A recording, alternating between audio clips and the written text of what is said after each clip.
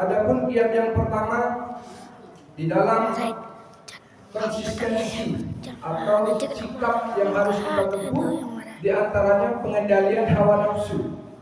Nah, hawa nafsu ini apakah selama ini kita sudah tergolong hamba-hamba Allah yang sanggup atau mampu mengendalikan hawa nafsu? Hal ini dapat dilihat pada saat berbuka puasa. Nah, jadi pada saat berbuka puasa kita masih fokus terhadap ibadah kepada Allah, bukan fokus kepada bukaan. Fokus ibadah kepada Allah, diantaranya sebelum berbuka puasa tetap menggunakan doa, membaca doa, mengharap keridhaan dari Allah Subhanahu wa taala. Allahumma laka sumtu wa bika amantu wa ala rizqika aftartu bi rahmatika ya arhamar rahimin.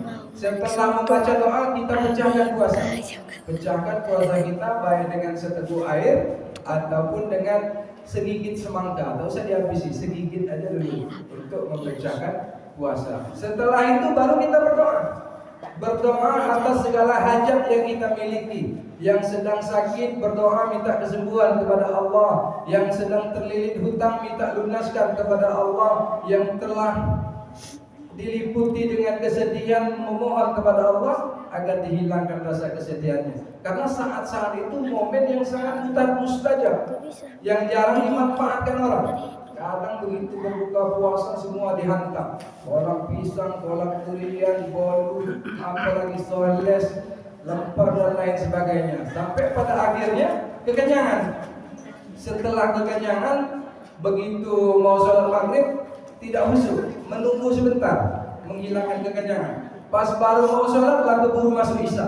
Nah, ini yang jadi permasalahan. Bagaimana kita ini kadang lepas kendali. Dalam keadaan puasa pun lepas kendali. Atau sedang dalam keadaan puasa, menahan lapar dan haus, tapi ngerumpi jalan terus, menghibah jalan terus, ngamuk-ngamuk tak tentu arah jalan terus, sehingga puasanya hanya terdapat lapar dan haus. Karena hal ini diingatkan oleh baginda Rasulullah sallallahu alaihi wasallam, "Rubba min sha'imin laisa lahu min siyamihi illa al-ju'i wal 'atas." Berapa banyak orang yang berpuasa tidak mendapatkan apa-apa dari amalan puasanya kecuali dari rasa lapar dan haus. Hal ini yang harus kita antisipasi. Bagaimana ketika kita bulan puasa dapat mengontrol diri. Benar-benar kita ini dalam pengendalian, tidak lepas kendali. Kecilkan lisan. Ditolak, maaf bu, kita lagi puasa, jangan ngerumpi. Begitu sholat, habis tarawih di masjid ditanya, apa tadi bu cerita tadi? Melanjut. Nah, ini yang kadang jadi masalah. Penasaran pula dia dengan gibahan siang tadi yang tertunda. Nah, sementara hakikat daripada puasa bukan hanya siang. Wa atimmu syiyam ilal lail. Sempurnakan puasa itu sampai malam. Artinya malam ini bukan berarti kita dalam keadaan berpuasa, tetapi dalam keadaan tetap menahan diri terhadap hal-hal yang dapat merusak keimanan kita kepada Allah Subhanahu wa taala. Karena sejatinya al-iman yazidu bit-tha'ah. Keimanan itu akan bertambah dengan ketaatan kita kepada Allah, wa yanqusu bil ma'asi, dan keimanan akan hancur, akan luluh lantak karena kemaksiatan yang kita lakukan kepada Allah Subhanahu wa taala. Kemudian Rasulullah sallallahu alaihi wasallam, Rasulullah sallallahu alaihi wasallam suila. Rasulullah sallallahu alaihi wasallam pernah ditanya oleh sahabatnya, ayyul a'mali ahabbu ila Allah? Wahai Rasulullah, apakah amalan yang sangat dicintai oleh Allah Subhanahu wa taala? Kemudian Rasulullah sallallahu alaihi wasallam menjawab, qala adwamihi wa in qalla. Adalah amalan yang istiqamah, yang terus-menerus tetapi terus diamalkan walaupun jumlahnya sedikit.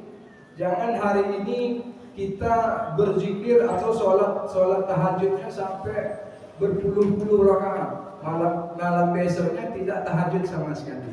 Tapi lebih baik tahajud 2 rakaat tapi tiap malam, walaupun sedikit tetap istiqamah. Bapak-bapak, ibu-ibu, jamaah sholat isya dan tarawih yang insyaallah dimuliakan oleh Allah Subhanahu wa taala. Yang pertama tadi menahan nafsu dari segi Bukan makan. disamakan. Kedua, menahan diri dari perbuatan maksiat. Karena maksiat ini tanpa kita sadari dapat menghancurkan keimanan kita kepada Allah Subhanahu wa taala. Baik bermaksiat dalam lisan, baik bermaksiat dalam penglihatan maupun indera pendengaran dan lain sebagainya.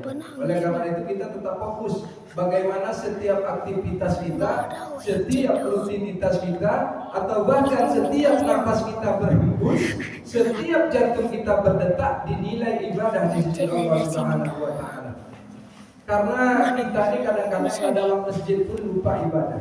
Kenapa dikatakan lupa ibadah? Masuk masjid kaki kiri lupa pula berdoa.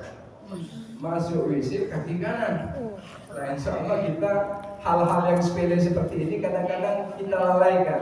Sebelum masuk masjid membaca doa Allahumma ighfir li dzunubi waftah li abwaaba rahmatika terlebih dahulu. Di dalam masjid supaya dapat pahala i'tikafnya jangan lupa pasang nilai i'tikaf. Nawaitul i'tikafa fi hadzal masjid dinul haq lillah. Karena di dalam Islam itu di dalam istilah bahasa sebenarnya musola itu disebut masjid.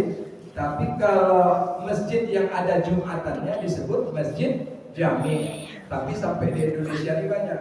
Ada masjid, ada langgar, ada surau, apalagi dan berbagai macam nama yang lain. Kemudian yang terakhir, bagaimana kita tetap istiqomah, mempertahankan amalan-amalan kita walau sekecil apapun. Jangan sampai di dalam waktu Ramadan ini kita menyia-nyiakan karena tidak ada jaminan kita akan bertemu Ramadan tahun depan. Atau bahkan di dalam bulan suci Ramadan yang penuh dengan rahmat, yang penuh dengan maghfirah, malah kita mendapatkan laknat dari Allah Subhanahu wa taala. Na'udzubillah tsumma na'udzubillah min dzalik.